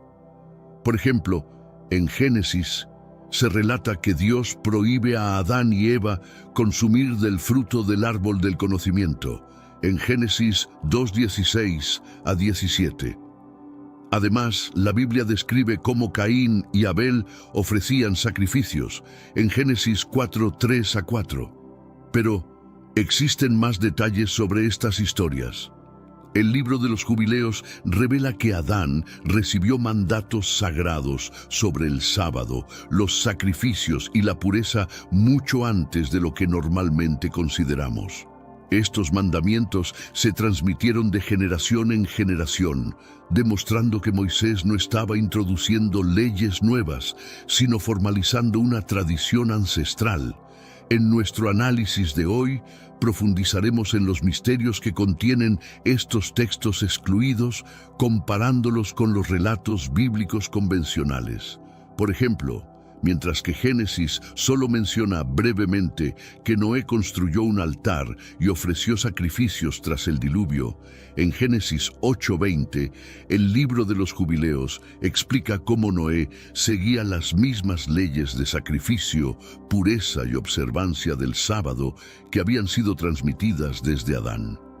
Estos documentos revelan profundas verdades. Las normativas que luego Moisés formalizaría han guiado a la humanidad desde sus orígenes. Si deseas conocer más sobre cómo estas leyes antiguas influenciaron a personajes como Adán, Noé y Abraham, continúa con nosotros. Y si te interesa este tema, no olvides dar me gusta al video, compartirlo con tus amigos y suscribirte a nuestro canal de historias bíblicas profundas. También hemos explorado otros documentos excluidos como el Libro de Enoc y el Libro de los Jubileos. Según la Biblia, Adán, el primer humano, fue situado en el jardín del Edén y recibió la orden divina de no comer del fruto del árbol del conocimiento del bien y del mal. Génesis 2:16-17. Según el Libro de los Jubileos y otros escritos apócrifos, a Adán se le impartió un conjunto más amplio de directrices divinas que definirían la relación de la humanidad con Dios por generaciones. En estos escritos, Adán no solo era el primer hombre, sino también el primer guardián de la ley, responsable de custodiar preceptos sagrados que pasarían a sus descendientes. Estos incluían principios fundamentales como la observancia del sábado, normas sobre los sacrificios y la pureza ante Dios. Nos adentraremos en estas antiguas leyes y exploraremos cómo se vinculan con lo que la Biblia nos enseña. En la Biblia, el concepto del sábado se introduce en Génesis, describiendo cómo Dios descansó el séptimo día después de crear el cielo y la tierra. Génesis 2:2-3. Posteriormente, cuando Moisés recibe los 10 mandamientos, se ordena a los israelitas considerar el sábado como un día sagrado. Éxodo 28-11. No obstante, de acuerdo con el Libro de los Jubileos, la noción del sábado no comenzó con Moisés. En cambio, fue establecido inicialmente con Adán. Y no solo era para Israel, sino que era una ley universal para toda la humanidad. Dios mandó a Adán a observar el sábado como un día de reposo y oración, perpetuando esta práctica sagrada a lo largo de las generaciones. Esto hace que el sábado sea mucho más que una tradición israelita.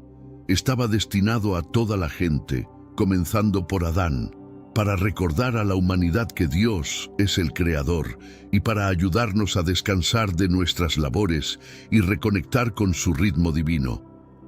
El sábado no es simplemente un día de reposo, sino una práctica espiritual. Nos recuerda que somos parte de la creación de Dios y que debemos tomarnos un tiempo para detenernos, reflexionar y rendirle homenaje. Según los textos prohibidos, la observancia del sábado era fundamental para mantener una relación íntima con Dios. En los jubileos, la falta de observancia del sábado llevaba a un caos espiritual, demostrando que esta práctica estaba destinada a mantener a la humanidad en sintonía con el orden divino de Dios desde el principio. En ambos, los textos prohibidos y la Biblia, el sábado no solo implica abstenerse de trabajar, sino que es una oportunidad para participar en una renovación espiritual, un recordatorio de que Dios es el Creador y que nosotros somos su pueblo. ¿Te sorprende saber que el sábado fue otorgado a Adán? ¿Cómo cambia esto tu percepción del sábado? Comparte tus reflexiones en los comentarios. El tema del sacrificio se introduce temprano en la Biblia.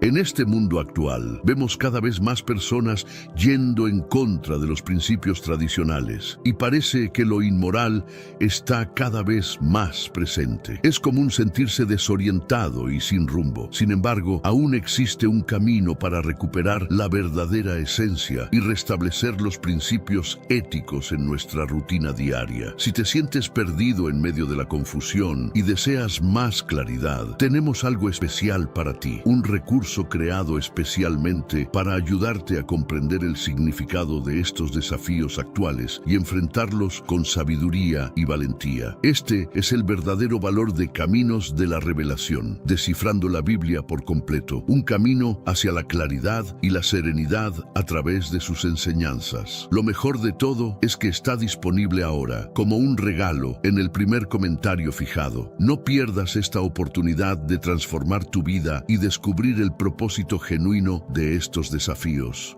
Ahora volvamos al tema principal del vídeo. En el libro de Génesis encontramos que Caín y Abel realizaban ofrendas a Dios, aunque los detalles sobre el origen de esta práctica no son exhaustivos.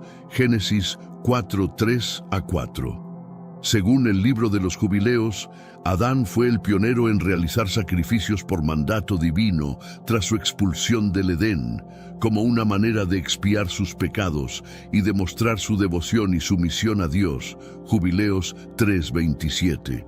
Estos actos sacrificiales, descritos en textos apócrifos, no eran meras ofrendas, sino ritos de reconciliación cargados de simbolismo, restaurando la relación entre los seres humanos y el Creador, deteriorada por la transgresión. Los sacrificios de Adán establecieron un precedente para las futuras prescripciones sacrificiales que serían formalizadas en las normativas levíticas, tal como se documenta en Levíticos 1-7. Mientras que la Biblia especifica las modalidades de los sacrificios en la era de Moisés, el libro de los Jubileos nos indica que estas directrices no eran innovaciones, sino que hacían parte de un orden divino instaurado desde los tiempos de Adán. Por lo tanto, mientras que Génesis narra cómo Caín y Abel hacían ofrendas a Dios, el libro de los Jubileos expone que el acto de sacrificar fue un mandato divino originado en Adán, cuya tradición se transmitió a través de las generaciones hasta Noé, Abraham y más tarde Moisés. Cuando reflexionamos sobre las normas de pureza, a menudo nos remitimos al libro de Levíticos, donde se detallan extensamente las instrucciones para que los israelitas mantengan la santidad ritual. No obstante, y si estas directrices sobre la pureza ya habían sido impartidas por Adán, el libro de los Jubileos afirma que, después de la expulsión del paraíso, Dios instruyó a Adán en las leyes de la pureza, enseñándole cómo vivir en santidad y mantenerse espiritualmente limpio ante el Señor. Jubileos 3:8-14. Estas disposiciones no solo concernían la limpieza física, sino también la conservación de un estado de pureza espiritual, lo cual sería profundizado con las leyes mosaicas. La santidad fue crucial para establecer un vínculo con Dios. Las normativas sobre la pureza abarcaban desde el matrimonio hasta las ofrendas sacrificiales, permitiendo que Adán y sus herederos se aproximaran a Dios en un estado de consagración. Aunque más tarde las leyes levíticas detallaron estas prácticas con mayor profundidad en Levíticos 11-15, los textos no canónicos indican que Adán ya seguía estos preceptos antes de Moisés. Esto nos ofrece una perspectiva más extensa de por qué la pureza ha sido esencial a lo largo de la Biblia. No solo era un requisito religioso, sino también una forma de vivir en consonancia espiritual con la voluntad divina de Dios. La Biblia relata que cuando Adán y Eva ingirieron el fruto del árbol del conocimiento del bien y del mal, se percataron de su desnudez y del concepto de pecado. Génesis 3:1-7. No obstante, el libro de Enoc profundiza en esta noción, sugiriendo que este conocimiento implicaba una comprensión más profunda de la lucha espiritual entre el bien y el mal, que inició con la caída de los observadores, ángeles que corrompieron la tierra. En la Biblia, el discernimiento del bien y del mal hizo que Adán y Eva fueran conscientes de su pecado y de su necesidad de redención. Los textos apócrifos amplían esta visión, ilustrando cómo Adán reconoció el conflicto cósmico entre el bien y el mal, incluyendo ángeles caídos y fuerzas demoníacas que buscaban condenar a la humanidad. Esta perspectiva más amplia desvela el enfrentamiento espiritual que definiría el curso de la historia humana, un tema recurrente en la Biblia, pero profundizado en el libro de Enoc. Tras el devastador diluvio que puso fin a la corrupción que dominaba el mundo, Noé se erigió como la figura central a través de la cual Dios transmitiría sus leyes y restauraría el orden en la tierra. La Biblia nos cuenta que Noé fue elegido por su rectitud en su generación, Génesis 6-9. Pero, ¿sabías que los textos no canónicos, especialmente el libro de los Jubileos y el libro de Enoc, ofrecen detalles más profundos sobre las directrices que Noé debía seguir? Estas normativas aseguraban que la humanidad volvería a alinearse con el orden divino de Dios. En este apartado, exploraremos cómo Noé heredó estas leyes divinas y las transmitió a sus descendientes, garantizando que los mandatos dados a Adán continuaran moldeando la relación humana con Dios.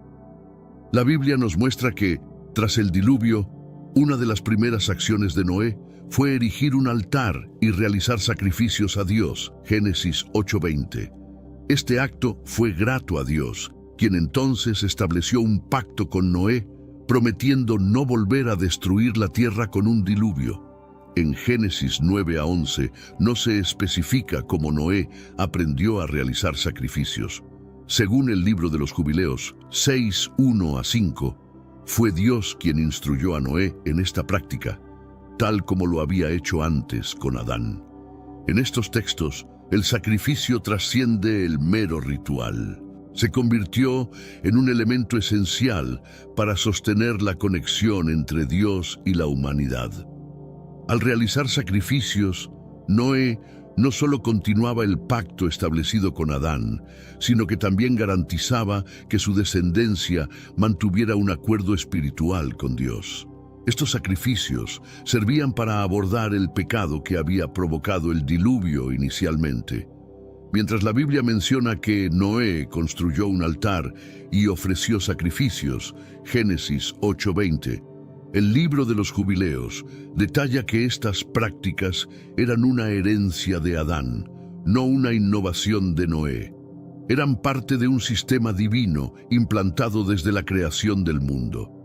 Estos actos sacrificiales ayudaron a restaurar el orden tras el caos del diluvio, asegurando que las bendiciones de Dios se perpetuaran para las futuras generaciones. ¿Sabías que los sacrificios de Noé eran parte de una antigua ley transmitida desde Adán? ¿Cómo cambia esto tu percepción de los sacrificios en la Biblia? Comparte tus opiniones en los comentarios. Tras el diluvio, Dios mandó a Noé a repoblar la tierra, y esto no solo implicaba la supervivencia física, sino también una renovación espiritual. De acuerdo con el libro de los Jubileos 7:20-30, Dios impartió a Noé normas específicas de pureza para garantizar que la nueva humanidad se mantuviera sagrada y evitara la corrupción que causó el diluvio. Estas normas abarcaban desde la pureza sexual hasta el evitar contacto con los Nefilim, descendientes de los ángeles caídos que propagaron el mal en la tierra. En la Biblia, Dios ordena a Noé y a sus descendientes ser fructíferos y multiplicarse y abstenerse del consumo de sangre como parte de su dieta. Génesis 9:1-4. Este mandato sobre la sangre subraya la importancia de preservar la pureza y el respeto por la vida. Principios que fueron expandidos en las leyes de pureza levíticas dadas a Moisés, Levítico 17:10-14. Sin embargo, los textos apócrifos ofrecen un detalle mucho más amplio, revelando que a Noé se le dieron instrucciones sobre cómo vivir sabiamente para prevenir que el mundo post-diluvio descendiera en la maldad previa al diluvio. En el libro de los Jubileos, las leyes de pureza trascienden la mera sabiduría física. Se enfocaban en asegurar que Noé y sus descendientes se mantuvieran espiritualmente puros, especialmente en sus relaciones interpersonales y su vida de oración. Noé fue instruido para evitar cualquier asociación con los Nefilim, lo cual era vital para mantener la integridad de la tierra y garantizar que la presencia de Dios continuara en su linaje. Mientras que la Biblia establece las normas básicas de pureza, los textos no canónicos las amplían para mostrar que estas leyes eran parte de una lucha más amplia entre el bien y el mal. Los descendientes de Noé debían evitar la corrupción que había asolado la tierra antes del diluvio, asegurando que permanecieran en correcta relación con Dios. Al igual que Adán recibió el mandato de observar el sábado, Noé también fue encargado de mantener esta tradición.